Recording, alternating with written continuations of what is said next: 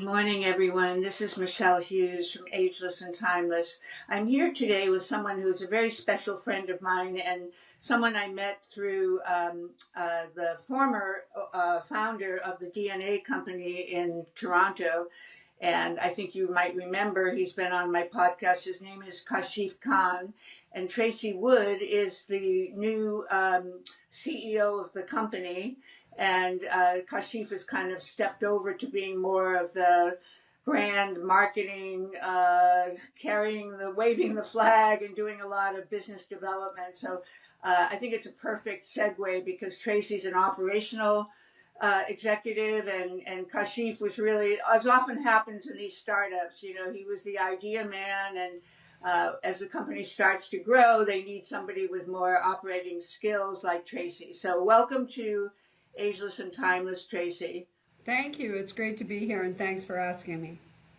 And also, Tracy was the subject of a Top Doctor magazine article that we did about, I think, two or 3 months ago, and it was a fabulous article. We got some great feedback, and I've seen Kashif has been on Instagram quite a bit. At least that's where I see him talking about a lot of the developments that are happening. So I'd like today, Tracy, if you'll kind of step in and give us some updates. So when I did the test, which was I think 2.5 years ago, there was no breast testing, and that was something you've added. So we'll talk about that.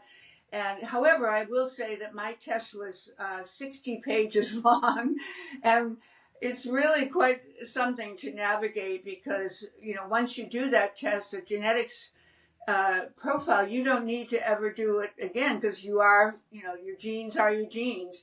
Although the one thing that Tracy can talk about today is there's more and more epigenetics that happen with respect to gene interpretation. And over the 2.5 years, so much has happened. I mean, peptides and more DNA issues on just the methylation and how we can use our genes to help us to better methylate and have longer telomeres and so forth. So Tracy, I'm going to turn it over to you. Why don't you tell us from 2.5 years ago what has happened at the DNA company and what things will be exciting for our viewers? Sure. So I want to start with, yes, Kashif still speaks about the brand, but Kashif has his own business. He's an influencer and he does a lot of different biohacking things, some things with water and things like that. I've seen that, yeah. Right. We do 100% of his testing because we still are the leading authority in functional genomics and the interpretation of functional genomics globally. Right. We actually expanded. You just said your genes are your genes and you only have to test once. That's not entirely true. So cool. As functional genetics and genomics has evolved in the last 3 years, we've spent time with some of the scientists that originally created the idea of the DNA company that Kashif then became the brand spokesperson for. But we've added 91 genes and insights and explanations to those insights to further delve into different parts of our own bodies. Right.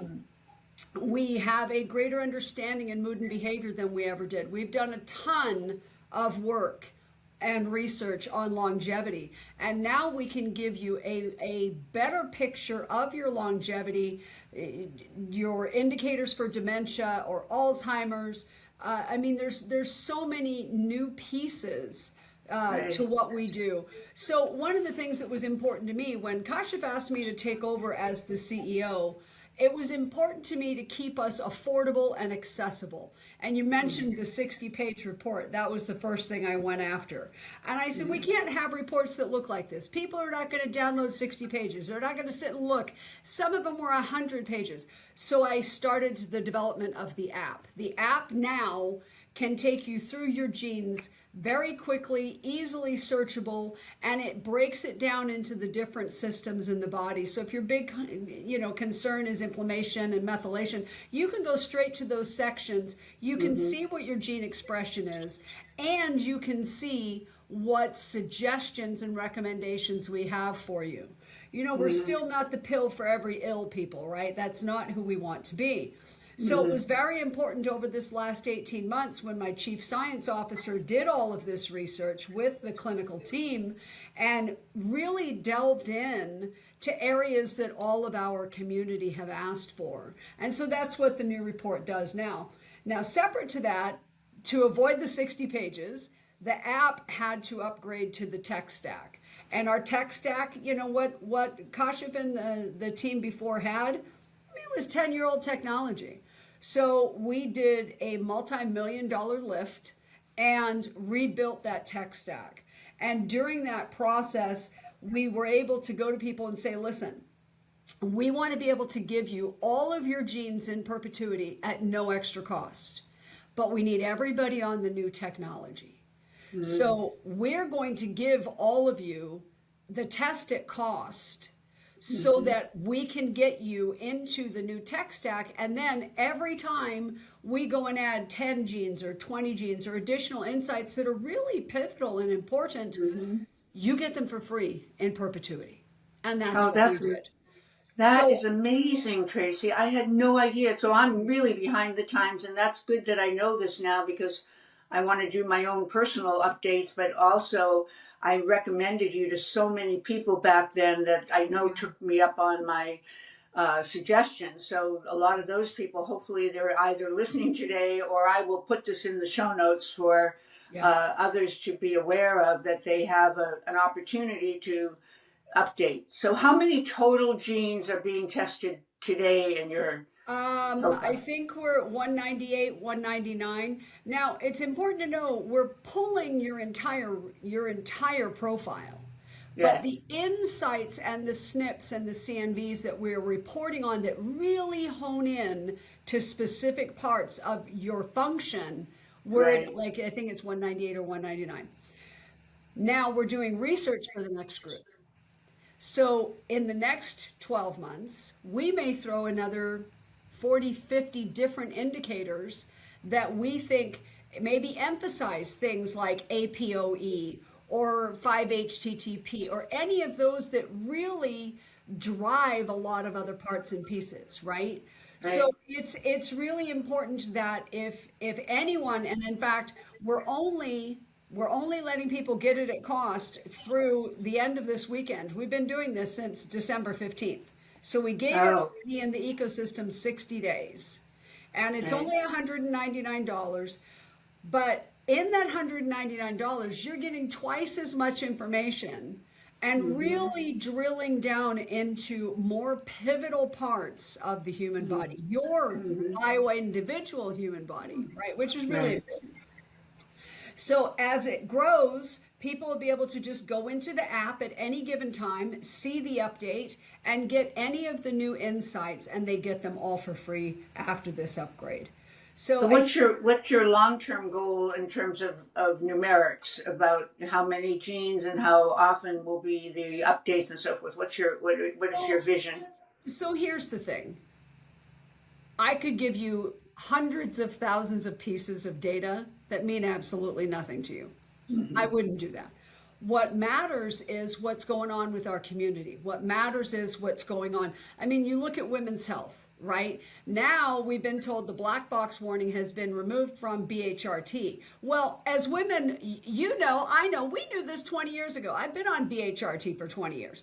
So have I. Right. So we want to make sure that if there's more insights for hormones, if there's more insights for thyroid, if there's more insights into cardiovascular, the ones that make a difference, the ones that we can action, right? We always say that your DNA essentially loads the gun, right? Your genes load the gun, but the environment and your lifestyle pull the trigger, right? And with that, if you've got a lifestyle that's consistent with how you're built, if you're one of those people that's really built to be a vegan, we can tell you that. If you're somebody that's really built to never have dairy, we can tell you that. Why does that matter? Because when you put oil into the fuel tank of your car, you're going to essentially break the engine. You're going to essentially damage the vehicle. Healthy circulation is foundational to overall wellness, and nitric oxide plays a critical role in how the body delivers oxygen and nutrients where they're needed most. N101 focuses on supporting nitric oxide production as a pathway to better cardiovascular health, energy, and performance. This is an area of health that often gets overlooked, yet it impacts everything from brain function to endurance and recovery. N101's work brings important attention to a system that truly affects whole body vitality. You can learn more about N101 and Dr. Nathan Bryan and their approach by visiting the link in the show notes or by using the code Ageless10 for 10% off of all their products. It's the same thing if you're putting food or you're putting medicine or you're putting environmental stimulus into a body that can't process it. So my big focus is not how many genes we're going to add, because I could just add a bunch of crap and it would mean nothing to anybody, right? My focus is what can we tackle that we can change to help with longevity? How can we help people age better? How can we help people age stronger? How do we get, the leading cause of death for anyone over the age of 55, third leading cause is frailty. Well, what does that mean? That means you fall, you break something, you hit your head. If you're frail over 55, that's a scary thing. So is there a gene that tells you about sarcopenia and your muscle mass? Is there? Absolutely. All of that's in the cardiovascular program. All of that is in the inflammation part of the report, the detox part of the report. So there's so much more that we can tell you than we've ever been able to tell you, right? And now we've got people in other countries, very far from here, coming to us saying, listen, we want to bring your testing, your lab, your report into our country. Yeah, we have a bunch of regulations here, but we still think you are the leading authority. And we're talking 10 million in the first population. So whatever we're doing wrong, we're doing right, right? Yeah, exactly. Right? Dr. Mansour, who really was the brains behind what became the DNA company, Dr. Mansour Muhammad, I always call him by his first name. Dr. Muhammad was way ahead of his time, still is. And so when we took his foundational testing and then added these additional insights, I think that my chief science officer, Dr. Kosterman, has done a stellar job. We've gotten great feedback. We've actually been doing more webinars to teach our community, hey, here's what your new genes are, and we're chunking it down really small so that people can ask questions in real time. Not everybody can afford a concierge doctor, right? Not everybody can afford to, go into different programs. And, there's a lot of these people that are popping up that are, health and wellness coaching and whatnot. But there's not a lot of clinical validation behind it. And that was the big piece that Kashif wanted me to bring, which was that clinical validation. So we've got, thousands of providers all over the world. We developed the DNA University, which is now the education system that's internationally accredited, as well as accredited here in the United States, that validates the education, it validates what we're teaching, and it helps give these people that want to learn foundational genetics and genomics, it gives them a starting point with a lot of great information. And that's also a lifetime access thing. That was important to me, Michele. You and I, we deal with a lot of people in the same circles, right? And every 4 or 5 years, they have to do a continuing ed, and they're spending good money after bad for the same schools. And it's absurd to me. I'm giving them a lifetime of tuition that they get it one time, and we continue to update the information. So every 4 years, we also are once again another 16 credits that they can use. Even though they've already gone through the course, it's just more information with more science, more vetted research. So it's important. That's very impressive. So, what are some of the revelations that you've had through all these innovations in the expansion of the genetic profile? I think the most important thing that I see is efficacy.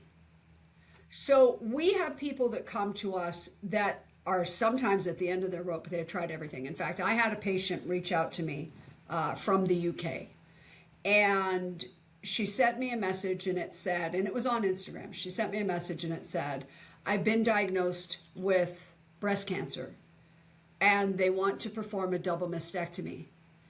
And I go in 2 weeks and I'm terrified and I don't know what to do. And I wrote back to her and I said, I'm not a doctor. I don't play one on television. I said, but I can put you in a room and I will do this pro bono, so free. I'll put you in a room with a bunch of my doctors, a virtual room, and let us ask some questions to maybe arm you with when you go in to see this allopathic person that you're going to go see. So the meeting was literally, we got everybody assembled within 24 hours because this woman didn't have a lot of time. Wow.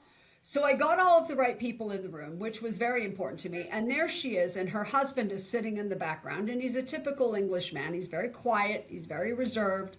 He's just watching. And my father was an Englishman, so I was acutely aware of who this guy was sitting in the corner, right? And so she starts telling us what is happening to her, and she's very upset. And I said, we're going to have a bunch of people asking questions here. Is that okay? And she said, sure. And I said, is that okay for you, to him? And he just cried. And I said, I don't know if we can do anything to help your wife, but here's what I will tell you. If there's one thing we can pull out of this that you guys can use to arm her and to help her, that's all I care about. So long and short of it, we go through the whole thing. 2 weeks later, I get another message. She said, I didn't do the double mastectomy. And we had found her a functional practitioner close to where she lived in England. And she went to this practitioner and took her gene report. And our doctors agreed to talk to them, again, at no charge, to try to just help to move the needle. And I talked to her at New Year. And the cancer has not progressed. She changed a bunch of things based on the insights from the genetic report. She did the tear protein test. We were able to help them figure out different things that they didn't have over there. And the long and the short of it is this woman has not been surgically altered. She feels better than she's ever felt. Her husband has hope and is excited about their retirement. And that's the part that's so important to me. Every patient is different, Michele, so we meet them where they are. And there's a lot of times that people can't afford to work with us. I built an installment plan program that's no interest just so we could continue to try to help these people that can't afford to do it all at once. So to me, you know how I got here. I mean, my sister died. It was a year ago 19 years ago last week. And that's what got me into this. That's why Kashif and I came together, because one more life is the focus for us. And that means it could be one more life impacted, one more life saved. We deal with a lot of addiction and recovery now because our mood and behavior profile really delves into that.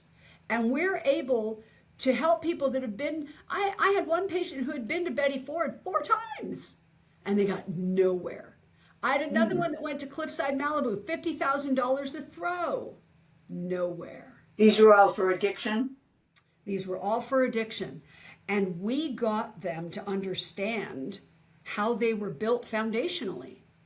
And using our insights, what they could do to make changes for those physiological needs that were not being met. But they didn't even know they had them. So, the DNA company, when I got here, had a great report. We were definitely bleeding edge. The DNA company now, in my opinion, is the absolute global authority in functional genomics and functional genetics. And I think that as we continue to do our research, our goal is that one more life. Our goal is efficacy. How can we help? How can we support? How can we help you move whatever needle it is you need to move? So I just want to clarify, did you say that she did not do the double? She decided not to do it. Right. Okay, so she chose to go your route of being with a functional medicine and looking at her lifestyle and epigenetic approach. Right. And so, we educated that functional doctor across the pond. We educated them in functional genomics so they could use that report and weaponize that report. Right. That's an amazing story. I mean, you know, and that's just one of, I'm sure, one of thousands, Michele. Thousands, exactly. Yeah. So, what would you conclude if you're going to if you were writing a report, a white paper on that particular case? What would you conclude in that paper? You know, I would definitely encourage people to question everything when it comes to seeing a practitioner, any practitioner, including mine. We call it practicing medicine for a reason, right? Nobody's gotten it down right. You know what I mean? Right. When you go see a doctor, so many of us, we walk in, this is the doctor we got from insurance or we got from National Health, and we walk in and whatever they say, that's gold. That's it. And I would encourage people to question. And doctors will get exacerbated. They will get frustrated with you in some cases. I understand that. And I know they've got 7 minutes. That's all they have with you in each room. But if somebody's telling you they have to surgically alter you because there's a cancer in your body, and if they don't, you've got 6 months to live, you had damn well better question. Yeah. You had damn well better double check them. We don't know what we don't know if we're not in healthcare, right? So I think that if I was to write a paper on her particular case, my entire focus would be question everything. And so, she was in a community where she didn't think she could do that. Right. And she probably had an allopathic surgeon that was, you know, more interested in cut, because that's where they make their money. I mean, let's face it, follow the money is definitely still, you know, a goal for a lot of these, because otherwise they don't have a practice. So that's their business. Yeah. So in that recommendations for her change in her lifestyle, what were some of the things? I'm just using her because this is such a great example of how lifestyle and choices can make a difference. So what were some of the recommendations that your team and her functional medicine, like doctor who you recommended, were giving her to basically help her not to do the mastectomy and to be able to basically not, you know, just stop the cancer from growth? Sure. So inflammation was key, right?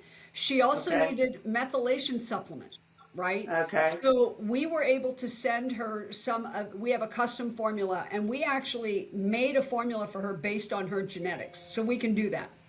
Yes. And so we made that, and we had those sent across. But one of the biggest things was she needed more quiet time. She needed less stress, right? Stress exacerbates cancer. So we had one practitioner that all she did was teach her how to meditate. This woman she probably had 7-8 years on me, so late 60s, early 70s. And she'd never meditated. She was an English woman, right? That's not big over there. That's not what they do in our generation. So that was one of the things. The other thing was the food, right? Everything is brown, and there's gravy, and there's flour, and there's wheat. And we said, listen, your HLA is genetically predisposed towards gluten sensitivity. That doesn't mean you're celiac. That means your body doesn't like gluten, right? So we went through all of that with her, and we changed everything she put into her body. Another one was cow's dairy. Now she can still have goat, she can still have sheep if she wants dairy, but the cow's dairy she couldn't have because of the protein that it has specifically that's different. Mm-hmm. So we went through all of that with her, and mm-hmm. we incorporated some additional weight training, right? Just resistance bands, picking up mm-hmm. jugs of milk, right? Those were things that we did, and she turned all of it around. She really did.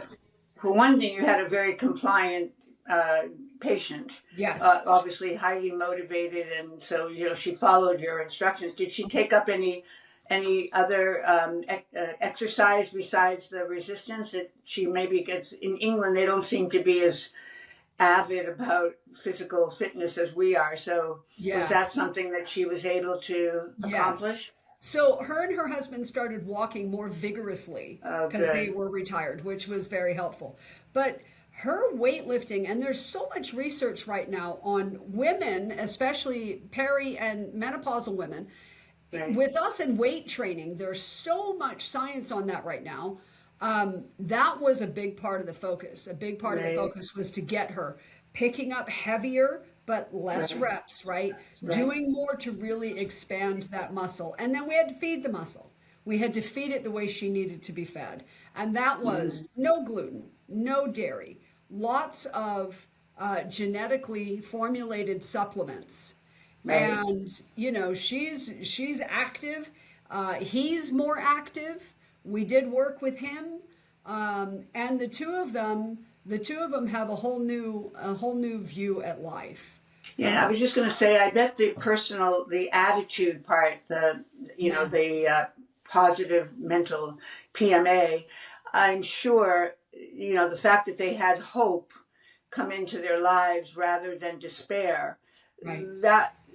Is there a way to test that genetically, as whether you're being genetically compromised for me, I remember Cash telling me that he and I both have the same gene when it comes to dopamine, that we're entrepreneurs, we get a big hit, and then right. we say like a minute later, well, what's next? And so right. we don't really have a gene that helps us to feel good neurotransmitter wise, to feel good for a long period of time. We always need a new stimulus. So that's the one that I remember for me, but I try to work on that and make every effort and experience and outcome be cataclysmic enough to hold on and make it something of value and precious, and not just take it for granted. So was there something like that with her that you were able to work on? Her mood and behavior profile gave us a lot of insight into was she going to take the recommendations, right? We can tell you if somebody's going to be open to new ideologies, because that is functionally genetic. We were able to tell how well she would follow, and with what type of mindset. Now, the new testing gives us even more information in that space. So I'll be interested to see what happens when we retest you. Mm-hmm. I can't wait. This is so exciting. Well, so let's segue for a moment to the separate test that I did with you, the breast test, because I think a lot of women, don't understand what that test is going to tell them. So is that still in existence as a Absolutely. Separate test?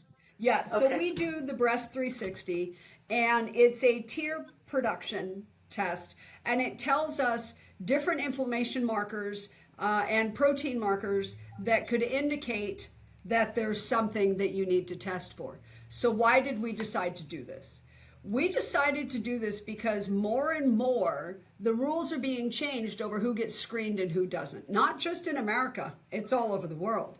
And the American Medical Association, along with National Health and Canadian Health, they all started moving the needle. Instead of us being screened at 40, now it's 45. And now we've got younger women, many younger women, late 20s, early 30s, that are coming up positive for breast cancer. And it's taking months and months to get tested. And in some of those cases, these women have died. Why did they change that level from 40 to 45? What happened? Money. Oh. Money. It comes down to money. And so I got very frustrated with what I was seeing and what I was hearing. And I went to one of my practitioners and she said, hey, there's this revolutionary testing ideology. She goes, if we take that and we take their functional genomics, we can take those results and really knock out some movable action. And I said, I want to see it. So we did that. And in that, we have now tested thousands and thousands of women, and they're younger, but they're also in rural areas. They can't get to a mammogram, and they certainly can't get one approved. And the test is right around $300, so it's very affordable. But a positive result in that test can then get the allopathic medicine system to say, okay, now we have to test you, because you have a lab slip here that says we've got a problem. You have a diagnosis. You don't have a diagnosis. You have an indicator of early detection. And that, in a lot of cases, is enough. Okay.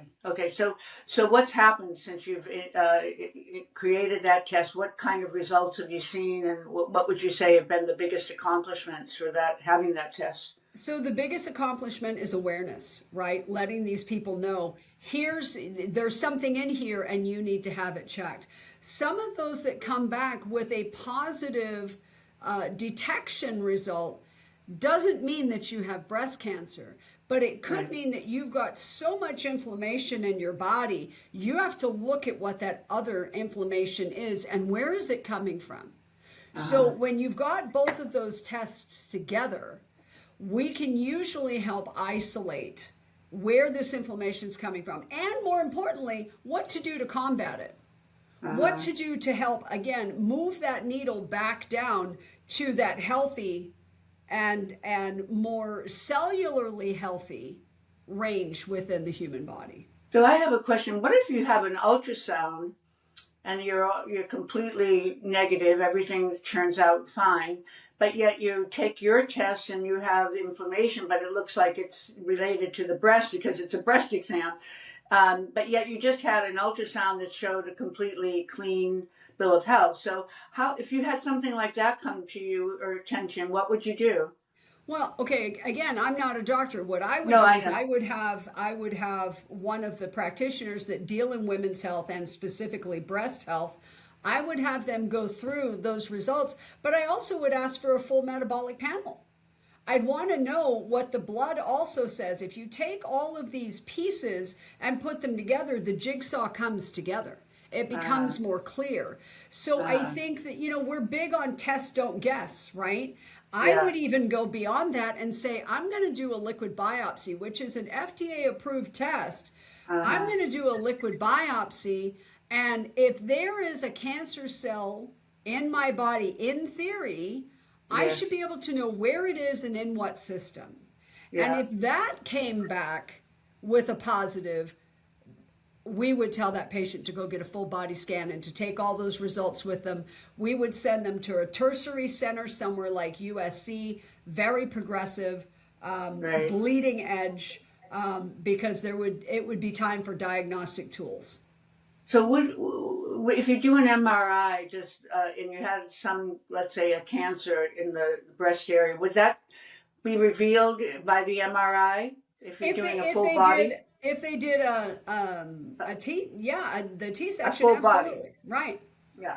Yeah, okay. you should be able to see any mass in that space, depending on how they approach it from the radiology perspective. And then where does the Dutch test or those kinds of hormone tests fit into your protocol? So a Dutch test is really great to help us figure out where a woman is in perimenopause, menopause, and where their hormones are. The more we've learned about hormone and hormone imbalance, the more we see that also is a indicator in insulin resistance. There's a lot of science behind blood glucose dysregulation comes with hormone dysregulation. Once you regulate the hormones, then you've got to go back and look at diet, food, and type 2 diabetes in a lot of women. So the Dutch test, that we do a Dutch test complete, and again, we take that with your DNA 360, we put it all together, and we grow your puzzle picture. And we're able to then look at those results and say, maybe you are someone that needs a progesterone or an estrogen. And, we're not a drug company. We're not selling anyone's specific formulas, but we're big in bioidentical biomimetics, so stuff that comes from food. I've been on the Wiley protocol for, 15 years. What is that? The Wiley protocol was developed by T.S. Wiley, and it is bioidentical biomimetic, which means it comes from food, and it's a transdermal cream. And I've been on that for 15 years. And for me, it has been exceedingly successful. I have a lot of my practitioners here that are on that. Some of them are on that, and they do oral progesterone. It just depends on what your body's looking for. I thought I was pretty knowledgeable about hormones. I have never heard of this Wiley protocol. So what's in it that makes the impact, the positive impact? You're going to have to ask T.S. Wiley what's in it to make the impact. But what I will tell you is this. Do you remember that show? It was 30 years ago. Suzanne Summers went on Oprah and was shaking her little bag of hormones. Yes. It was those hormones. So Suzanne was on those from the very beginning with T.S. Wiley. There's a lot of celebrities that use the Wiley protocol, a lot. But it's very effective. It's non-invasive, and it's controlled rhythmically. So it's transdermal cream that affects the level of your vital hormones, particularly your sex hormones, absolutely. I can't believe I've never heard this. T.S. Wiley and I, we've been friends for a long time. You should definitely connect with her. Because I think he should be on my show. I think she absolutely should be on your show. So it's a woman. Yes, it's a woman. Yes, she is. That's good. And she wrote Sex, Lies, and Menopause, which was a great book. Oh yeah. And she wrote Lights Out. Okay, will you digitally introduce us? So yeah, I would definitely want to hear more about this. But so does that mean that it affects the level of other hormones that you take? Like, for example, do you take estradiol or do you take testosterone? Or, in other words, how does it influence what happens at the other end of the sequence of what your protocol looks like? So these are T.S. Wiley questions. I can tell you what it looks like from testing, but I would encourage you to meet with her and have her on the show because she can tell you to the nth degree how each of these things come together, how it affects cortisol, how it affects your skin, your hair. I mean, it's just But that's I feel like wow, this is a big opportunity that not only for me but for all my viewers. Oh yeah, 1,000%. And this is both men and women can benefit. Absolutely, yes. There's a male protocol. A lot of our guys are on the male protocol. Yeah, so there's a male and a female protocol. Yes. Right. Yeah. So when you said you work with the Dutch, does that mean you have one internally in the company that you have employed the Dutch technology, or does that mean you sub out the Dutch test to anybody that has a question? So Dutch generally has to be ordered by a practitioner, so we have to place that order for a patient. So and it's the Dutch complete. It's not just the Dutch test. And we do use their technology. All of our people are certified by them that read the results and again take your DNA 360 and put the two together to make a more complete picture. And then it's a mandatory consultation so that you get all of the information from a practitioner that's licensed to have the conversation. Okay, this is really exciting stuff. So what other new tests have you, I know you've added more tests, but what other new tests have you added that we should know about? I think the biggest new test is the old test. The DNA Okay. 360 now is a far more robust, a much bigger set of insights than it ever was. It's like the first test that Kashif did on steroids, right? And it provides so much action ability for the consumer that they can literally go into the app, which is very fast compared to the old PDF, right? You remember. Right. They can go into that at any given time and isolate down to one thing that they want to really understand, and they get a bunch of insights on that are digestible, that they can get it, right? I mean, a lot of the stuff that we had originally was so over people's heads. We realized that we had to meet these people where they were and bring it down to something that was very practical, very actionable, and very right now. Because people want to make change, they want to make change now. And that's what we did. I mean, this is like when we talk about the new dimension of longevity, that, it can actually doesn't have to be for the wealthy. Right. Because a lot of people are complaining, oh yeah, it's great to live forever, but you better be pretty rich, because you take all these, the plasmapheresis tests and the stem cells, and at 40,000 a pop, and all these things cost a lot of money, and so people who are hardworking middle class or lower middle class, they feel like they're being left out. But in your case, this is giving you an anchor into awareness that is not costly and yet can be the foundation for making very good choices. And so I'm just, blown away by what I'm hearing today. Well, the other thing is, I usually don't talk about the competitors, but I did meet Kim Ressler at SNP. So compare their testing and yours? Is it night and day, or are they similar? It is night and day. Okay, can you give us a comparison? Kim is lovely, by the way. Absolutely lovely. Used our tests for years. Right. Yeah. No, she. So how would you differentiate between the two tests?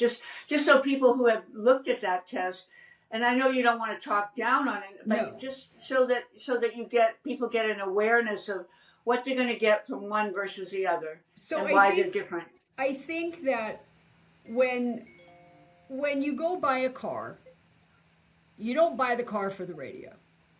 Yeah. You might be into radios. You might get in the car and go, oh my gosh, this is the greatest radio of all time. I know everything there is to know about this radio, and this radio is going to do everything I want it to do. Well, what about the rest of the car? Yeah. If you don't know anything about the rest of the car, what about the tires? What about the engine? If you don't look at something in its totality, you cannot make lasting change. Okay.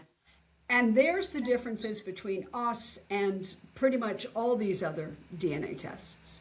You've got to look at a person as a bio-individual and at a 360-degree view. And if you don't do that, you are not doing them a service. You can do a little service. You can help them with a little thing or one specific area of concern, or maybe even a chronic condition.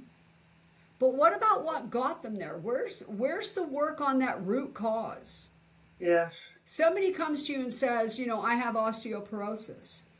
Okay, we know that's inflammation in a lot of ways, right? We also know it's genetic. So how do we get to the root cause of that? We have to know all of the rest of their genetics. We have to know, how do they detox? How do they process things? We have to know so much more than just the patient has osteoporosis. Now, from that chronic condition, what else is wrong? Well, I'm tired. I've got fatigue. Okay. Are those two things linked? And I'm not going to know if I don't look at all of your stuff. And so I love what Kim is doing. I think that she does great work. But I think that there's more to you and more to me than just that longevity focus. right? I'll be Okay. 60 years old this year. Oh, good I for you. lift, thank you. I lift about 250,000 pounds a month in weight. Wow. Wow. Couldn't do that in my 30s. Right. But knowing what I know now, based on everything about me, I lift 250,000 pounds a month. So what did you do to create that change and that success? You know, the first thing I did was I stopped running on a treadmill going nowhere. I thought the only thing I could do to be strong and be healthy was get on a treadmill. So, Bullshit. Because genetically it didn't work for me. yeah. Genetically, I have to do 80% heavy weight training. Heavy weight.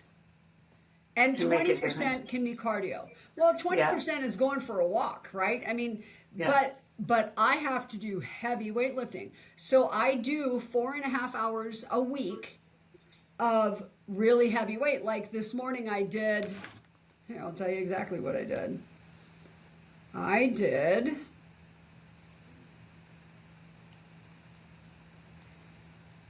18,741 pounds this morning. And in a variety of the machines or just in the free weights? No, in a variety of machines. So I have a machine in my home. It's called Tonal. And I'm not endorsing Tonal. I just happen to find that it's small, it's not intrusive, and it gives me everything I need. I bought this during the pandemic when I couldn't go to the gym and go swimming or run on my treadmill, which, by the way, changed nothing for me. And I used to swim 5 hours a week, an hour, 5 days a week. Wow. Nothing. Nothing. So I bought a Tonal, and I had, we have a fitness gal. She's a professional weightlifter and bodybuilder. And I said to her, can you make me a program? And she did. And so I started doing this. And at first I'm like, I'm not doing anything. It's not changing anything. And my weight didn't change. But all of a sudden my clothes fit different. Yeah. And I went, okay. So I went to Kashif and I said, here's the deal. He goes, Tracy, lift heavier, but fewer reps. Okay, fine. So I started deadlifting a ton of weight. And again, I didn't lose any weight at first, but I gained a ton of muscle. So long and the short of it, I have lost, I think it was 6 inches off of my hips.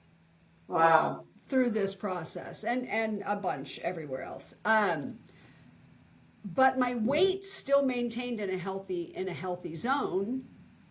And now I have more energy. I'm 1,000 times stronger than I ever was. Right. And I can hit a golf ball about 240, 250 yards. Wow. That's amazing. I think I'm doing great when I'm at 150 drive, but wow, that just shows you how strong you are. Do you ever do the in body or the other one that I found at the show in December is called something shape, but they go in and basically dissect every part of your body as far as fat mass and muscle mass and. No, I have a scale that tells me like how much muscle I have, which has gone way up, how much the bone is, how much visceral fat. I have all of that on my scale. Okay. And have you seen big changes there? Huge. Yeah. So you've changed the whole body composition. Absolutely. And you didn't have to lose a bunch of pounds. No. But your body changed. I think that's key for people to understand. How have the GLP-1s and the people that have used those that had things like insulin resistance when they would genetically predispose, how has that affected your relationship with the testing when the genetics say they are predisposed to having insulin resistance, and yet now they're on a GLP-1 and they're now showing that they're conquering their type 2 diabetes, so despite their genetics? Well, but they're only conquering it while they're on it. That's what true. we're seeing is everybody that's coming off of it. Right? That's true. We're also seeing an increase globally in pancreatic cancer, which, by the way, is one of the lesser known side effects to many of these medications. That's right. Right? So what we're seeing is women, again, our contemporaries, coming to us and saying, my hormones are still a mess. I've lost 35 pounds, but then I put it all back on, plus another 20%. Right. And I can't keep doing these shots, and I can't afford this and can't afford that. Right. This is no different than that whole pill for every ill, right? Mm-hmm. Does it help some people? Yes, 1,000%. And you know what? Good for them doing that work. Injecting something into your body, that takes a mindset of, I'm at the end of my rope, right? Mm-hmm. So good for them doing that. But what do you do in conjunction with that? Well, if you don't know if your body should have this type of fat compared to this type of fat, or if you should have this much carbohydrate compared to that much carbohydrate, if you don't know that, even while you're on those shots, you're not going to change anything. I'm going to tell you one more story, that I'm going to let you go. We had a gal come to us, and I've known this gal for 20 years, been friends for 20 years. And she came to me at an all-time high in her weight, and she said, I give up. And I said, what do you want to do? And she said, I can't take anymore. She said, I feel horrific. I look horrific. I can't get up. I have chronic pain. I have fibromyalgia. I'm in serious depression. I'm taking all of these medications. And I said, if you want to get real about your shit, let's get real about your shit. And I said, we need to test you. And we did. And in that test, we found there was problems with gluten, there was problems with hormones, there was problems with different types of dairy products. We found that there was a big aversion to taking advice, because that's genetic. And we found that they could not consume alcohol. Their body just wasn't built for it. And I said, so let's tackle one thing at a time. Just stop drinking. Don't start moving. Don't do anything else. Just stop drinking. And she wasn't a big drinker, but she had a glass of wine at the end of every day. She's a C-level executive for a Fortune 500 company. And, at the end of the day, she came home, she had a glass of wine. Mm-hmm. So we stopped that. And then I said, how about if I cook what I cook for me all week, and I'll just make twice as much on a Sunday. You come and pick up your food, and then only eat what I make. So I got her gluten-free and dairy-free in the first month. She lost 16 pounds. Wow. I said to her, and no GLP. GLP. No GLP yet. She goes, I want to try the GLP ones. I said, that's fine. I said, but if you're going to do that, you have to start working out. And she bought a tonal. So she got a tonal in. She had a consultation with Felicia, who's our Felicia Fit gal. And Felicia said, here, just do this little program. So we got her doing that because, again, she's at a Fortune 500 company. She's a chief. She works 14 hours a day. Right. She drives 3 of those hours because of where she lives compared to where her organization is. So stress is a big factor too. Stress, right? Can you imagine being on the freeway in California for 3 hours a day? I'd shoot myself. No. Right? Awful. So anyway, we got her doing it. So she gets up at 4. She has her coffee. She is in her gym by 5. She's in the shower by 6. She's out the door by 7. And she's at the office for 8:30. And that was her new thing. Now we just actually profiled her in the magazine that came out 1st of January, and she's down 56 pounds. She has stopped the GLP-1. She was only on it for a couple of months in the middle, and she has stopped that, and she has not gone back to any of her old habits because now she knows in her brain what she has to do to keep herself on track. And there's knowledge is power. Absolutely. Always. We give all this free education, Michele. We're not charging people for a master class. We're not charging people a subscription to come into our webinars to grace us with their presence. We want everybody to come. We want everybody to listen to the replay, go onto the YouTube, go into the app, read the magazine. We want you guys to get as much good vetted information as we possibly can get to you. One of the biggest because that makes your job easier to implement the findings if people are receptive and knowledge. Here again, knowledge is power. If they if they understand, then they're going to be far more able to be compliant to execute action, positive action. Right. So I have two more questions for you. That's Sure. quite a story, by the way.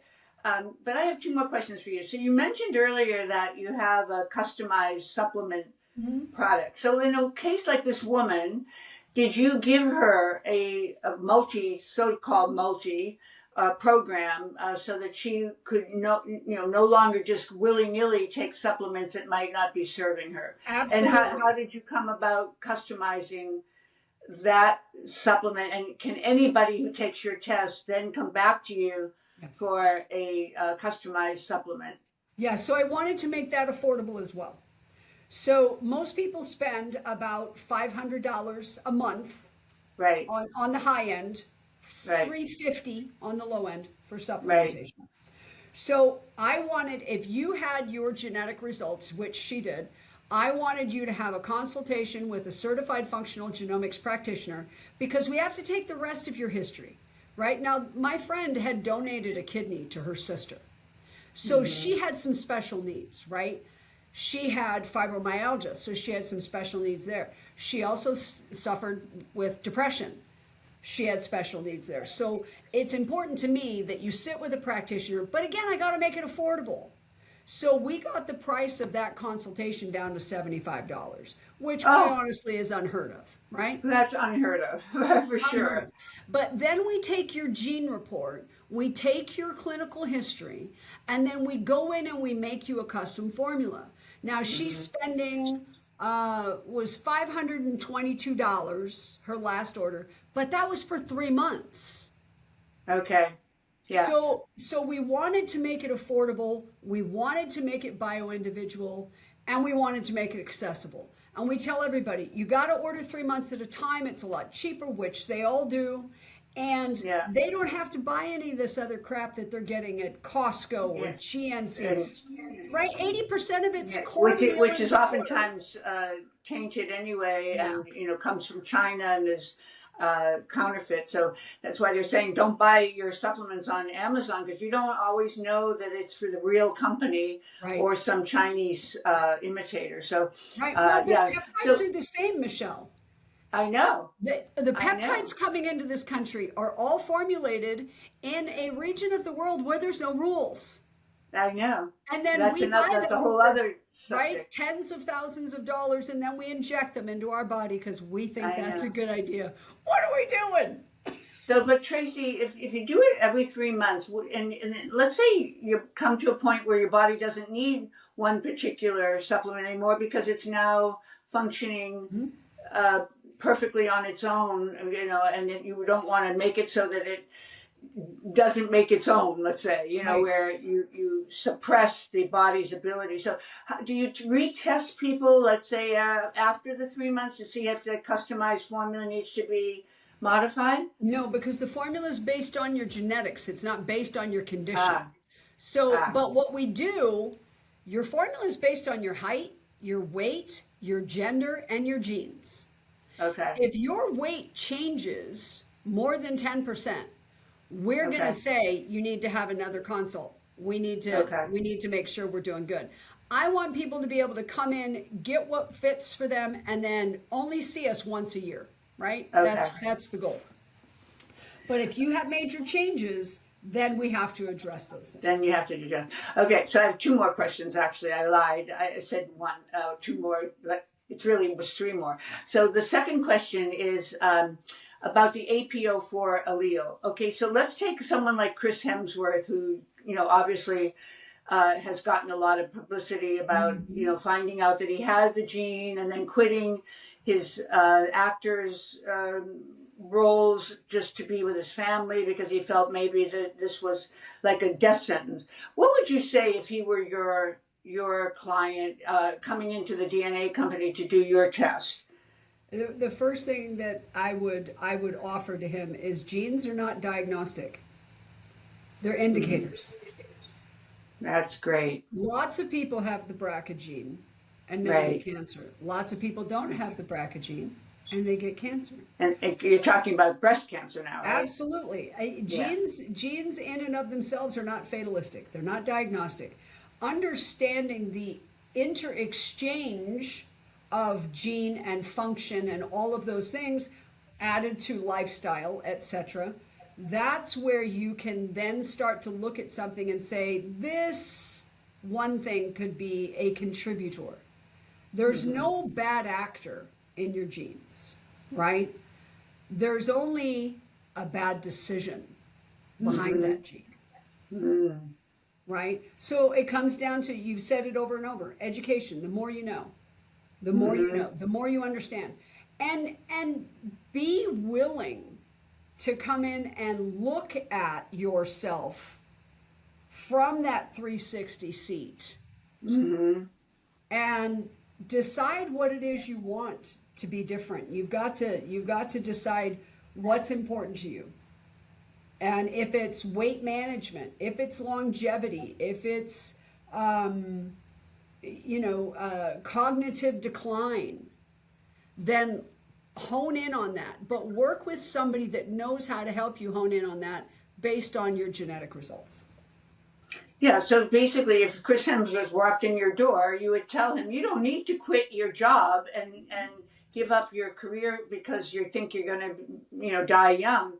You have the opportunity with this knowledge to improve whatever it is that, might be genetically predisposed to, but it doesn't mean you're going to get Alzheimer's just because. Correct. So there's so many people that get that APO4 positive and they think that they're going to, have Alzheimer's, but that doesn't mean. So I think if we could just settle that, it would help a lot of people mentally to be less stressed and have more positive outlook about their ability to just live a normal life and just follow the lifestyle, epigenetic approaches that they will, they'll never get Alzheimer's. Does that seem fair to put it that way? It's a perfectly fair assessment. At the end of the day, thinking that your genes are fatalistic, you've already decided what you're going to do. Yes. Right? You've already made a decision. That's how my life's going to end. Well, if that's what you think, right, nobody going to be able to change that. Nobody but you. People cannot be treated in groups. People cannot be treated clinically. And I see this all the time. Oh, I'm going to this master class and we're going to talk about this and we're going to talk about that. You can't be treated clinically in a group. You have to have that one-on-one, because as a clinician, they've got to ask you questions that you haven't thought of yet. And they're going to look at your answers in that totality, with the results, with the labs, with the histories. I mean, I make our people come in all the time that are women coming into programs. I tell them, I want every single medical test that you've had done in the last 2 years loaded into the EMR. And they're like, why? I said, because more is better. Right. Right? More is better. And you can see changes. Like if you're running it over 2 years, you can say, okay, 2 years ago you had some elevated creatinine, so your kidneys were compromised. But today, everything is normal. So whatever you did in the meantime, so it's important to see a timeline. Right, absolutely. Right? And again, tracking the trend, right? Tracking the trend of all of our data. We don't sell your data right now. Not that we haven't been approached. Let me just quantify that. And but look what happened with 23andMe, who did sell that data. They obviously became, true charlatans and bankrupt. Right, and then they turned around and gave her the company back vis-a-vis another person. I don't even know how that became a thing. So we get approached all the time. We can biobank this, and it's like, no. My people don't want that. My people don't want their shit being sold to some pharmaceutical company or some insurance company or some government. We don't want that. Right. So, when you come in here and you get that APOE that's a 4, you don't want that information being passed anywhere, right? Wouldn't you think that the HIPAA laws would protect people from, like people like you from ever doing that? because you're basically sharing medical information with, the world. Well, no, here's how it works. So when you biobank somebody's data, you're not uniquely identifying them, allegedly. And that's how they skirt some of that. I Okay. won't do it. And one of the things Kashif said to me when he asked me to be the CEO was, how did I feel about that? And I said, quite candidly, Kashif, over my dead body. And he Good. goes, okay. And so, we've had people send us things demanding somebody's results, and I've written back, no. Right. No. Unless that patient comes to me and says, hey, can you send my stuff to this person? My response Right. is going to be no. Right. I take a little Okay. bit of heat for that, Michele, but it is what it is. Right. No, I love to hear that, and I'm sure everybody listening and viewing loves to hear that too, because there's so much issue now about privacy on the internet with what's going on with Meta and the Instagram and all the things where your data is you're just not safe, and you feel like you can be watched for what your buying practices are, and it's really amazing. Sometimes you look at something that you might want to buy online, and next thing you know, you're getting 10 different advertisements for that particular item, and you say, how the heck did they know that I was looking at buying an electric toothbrush, and now all of a sudden I'm flooded with electric toothbrush. Okay, so my other question is, so when I did your test, this is more personal, but it does affect a lot of people. Sure. When I did your test, I came out with the obesity. I had the obesity gene. And yet I'm, always from the time I was young, I've always challenged by staying thin and fit, but I've always been able to accomplish that, and I've never succumbed to what my genetics would say that I could be obese. So I'm a size 6, and I weigh 115, 20 pounds, and I'm 5'6". So you would never ever suggest that, but genetically I'm predisposed to having the obesity. Mm-hmm. So how do you explain that to people? That, I mean, it's kind of similar to what we were saying about the APO4 and the BRCA, right? It's not diagnostic. It's an indicator. It's not a guarantee. It's an indicator.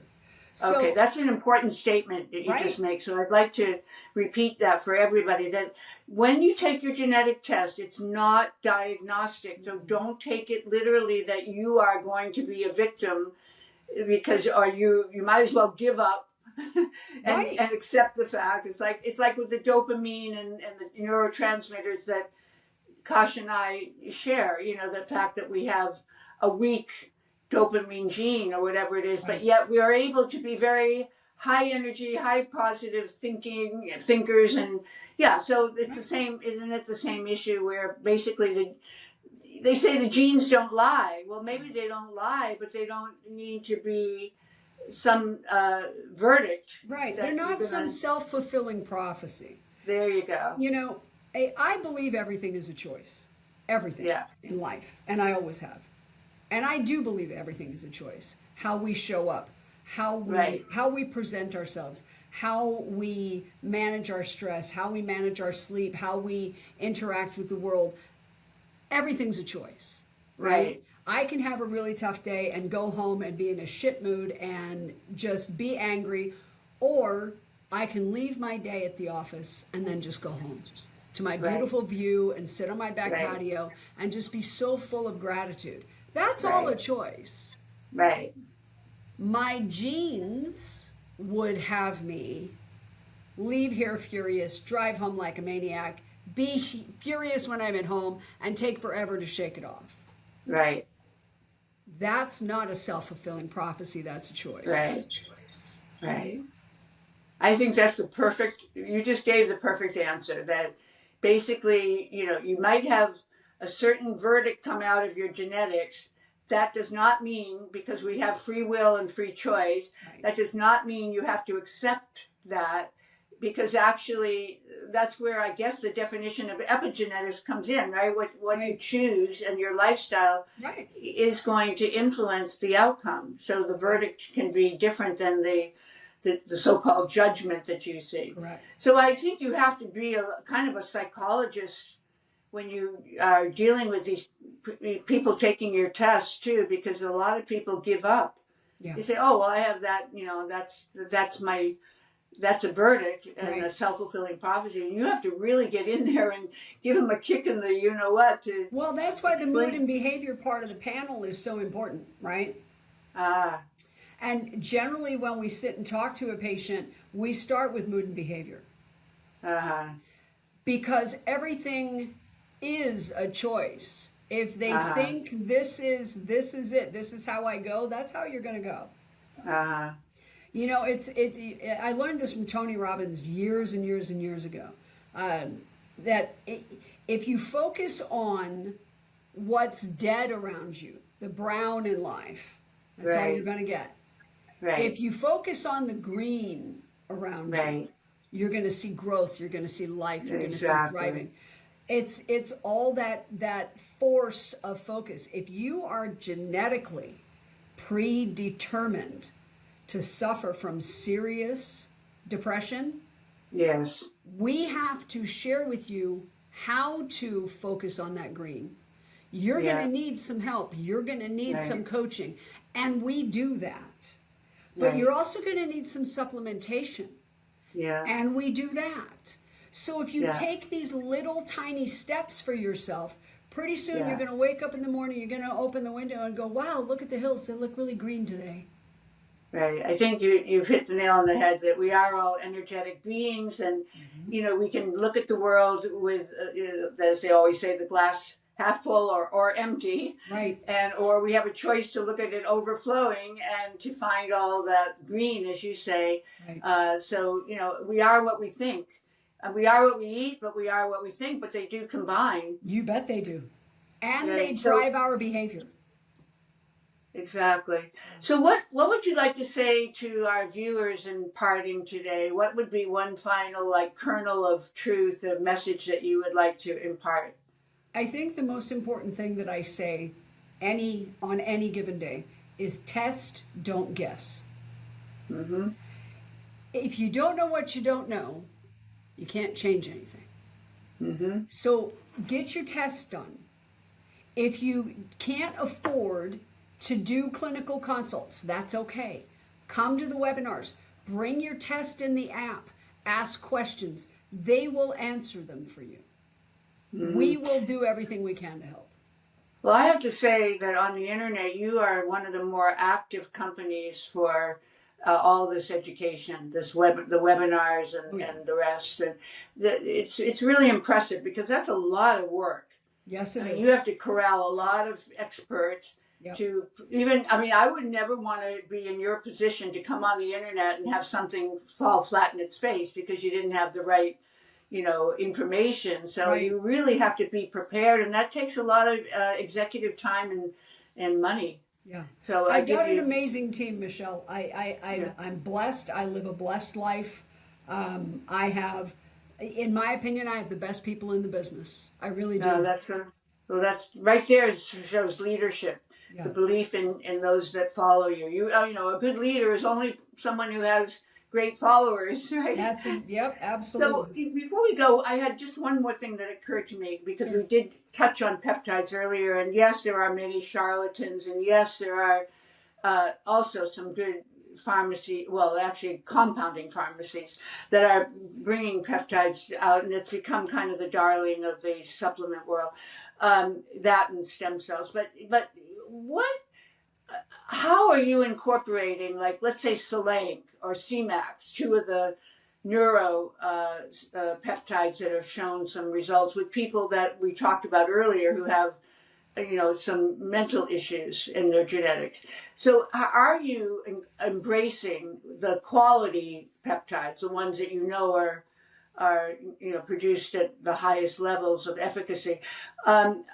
How are you incorporating that into your customized supplement program? We're not. Or are you? We're not. Okay. So I said earlier, we call it practicing medicine because they don't have it down yet. Yeah. I feel the same way. Now, there's a massive difference between some of these supplements companies and what we do. There's a massive difference between all of these foreign peptide companies and what some of these other good folks do. Right. My concern is who creates that formula? What's their education? What's their medical and clinical research background? You know, somebody that's an influencer. That would be the wrong person. That is the wrong person. Yeah, of course. You'd be amazed at how many of those are happening right now. I know. And It's the wild, wild west right now. Right, Tracy. but It's the problem scary. is it's malpractice. It is. And they don't have a medical license. But Right. here's the bigger problem. I literally had this happen 2 weeks ago. We had a patient come to us that took the advice of somebody on these peptides, and this person custom created the formula themselves, and they had no medical education. They never even went to college. They didn't even take biochem. Yeah. And I said to her, I said, what were you thinking? And she said, Right. well, everybody says, you know, he's a guru. Yeah. It's gonna have a can crash kill and you. burn. Yeah, it will crash and burn. But you know, look, supplements are not regulated, and that creates a wild, wild west in the very many of these counterfeit supplement companies that they find when they test them that they don't even have the ingredients that they say, and what they do have is damaging to our health. So you know, it's all around us. I think the key word is discernment.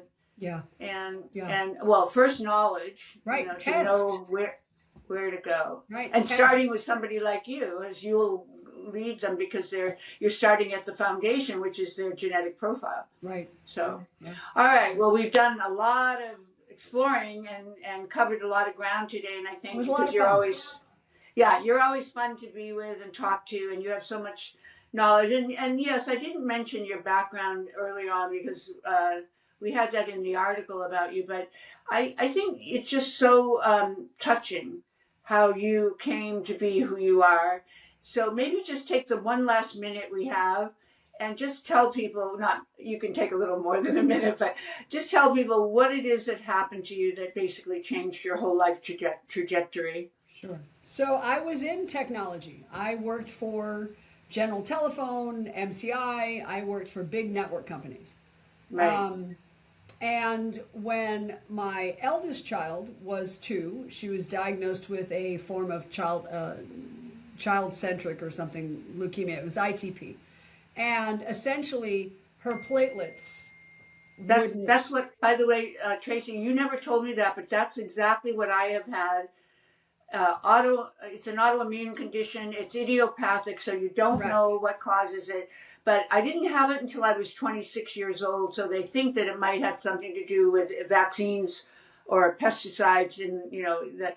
But it dumbfounds the medical world because they don't know why is it your body is attacking its own platelets. Well, so I understand. Yeah, I understand ITP. That's where I started, right? We almost lost Isabel. And it was horrific. I mean, my little girl was bleeding to death, right? And you could see it. So during that time, I decided to get my real estate license, and I would go in and become a broker, and then I could stay at home with the kids. I had 2 kids at that point. One was a newborn, and of course, Bella, who was 2. And so that's kind of how I came out of corporate America.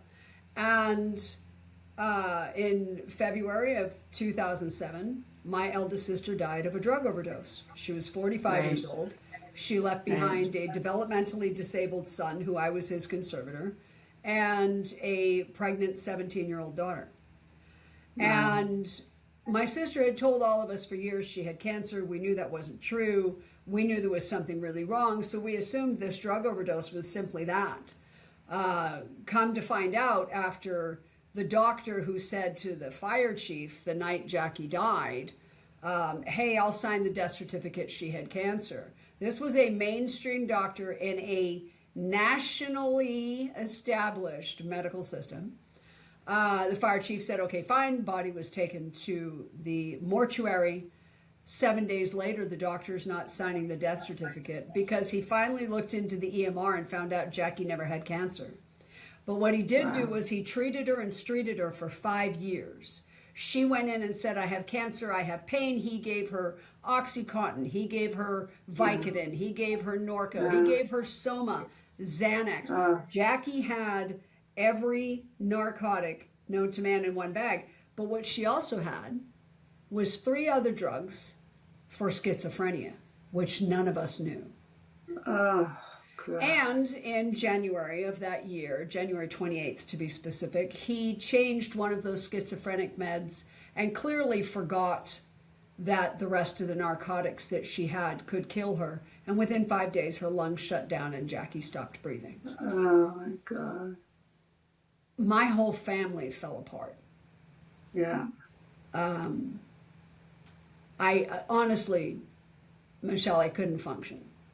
Right. And we were gutted, right? Because she was schizophrenic, so all she really needed was some help, and we would have helped. But she kept everybody so far away, we thought she did have a drug problem. But the truth was, is she really didn't. She was just medicating to get by because this schizophrenia was doing what it does. And the challenge I had with that doctor was he was a psychiatrist. And he gave her the drugs that killed her. And so after that, I went through a lot of therapy for myself, for my family, and I realized I had to do something. And I actually started the first online behavioral health platform. It was called How to Connect. We had 70 some odd team members. We were all privately funded. And at the time, the chief medical officer for Teladoc came to me and said, hey, can you do this project? And I said, sure, we can do. They wanted to do a control group of 600,000 patients in California. And I said, sure. And then Teladoc burned through their money in September, laid everybody off. And that was kind of the beginning and the end of it. But that's what got me to stay in behavioral health and then wellness and just chase it down to find a way to make one more life impacted. Whether it was this patient in England, whether it was the guy we got through massive addiction, whether it was someone like my sister. So that's what got me. That's because she was killed by the medical, the allopathic medical community. And what happened to your daughter? Did they cure the ITP? So ITP, as you know, is not curable. She went into remission, but not until she was 14, and she's been healthy ever since. Yeah. Yeah, because in my case, I never had any surgeries. They wanted to take my spleen out when I was 26, and I said, absolutely no, thank God I was smart enough. Yeah. And then later I read that most of those people that had their spleen out never got the platelets ITP cured anyway. Right. So something she's doing lifestyle-wise has helped her. That's obviously. Well, I kept her gluten-free. Yeah. She didn't get sodas or anything like that. Yeah. I was really big on how their food was delivered. She was not allowed to be inoculated at all. That's so how we I kept am. all of that away from her. I think you can take the credit for her being where she is today. Just like in my case, it was me. Yeah. I was, just that motivated to go learn everything I could.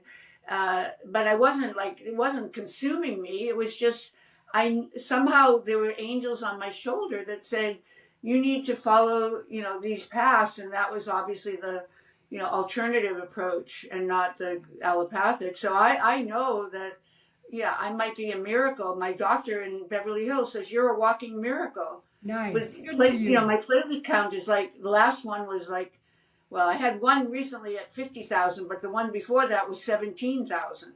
Wow. And that's what it's been hanging out at around 17,000, which your normal is supposed to be 150,000. 150,000 to 400,000, yeah.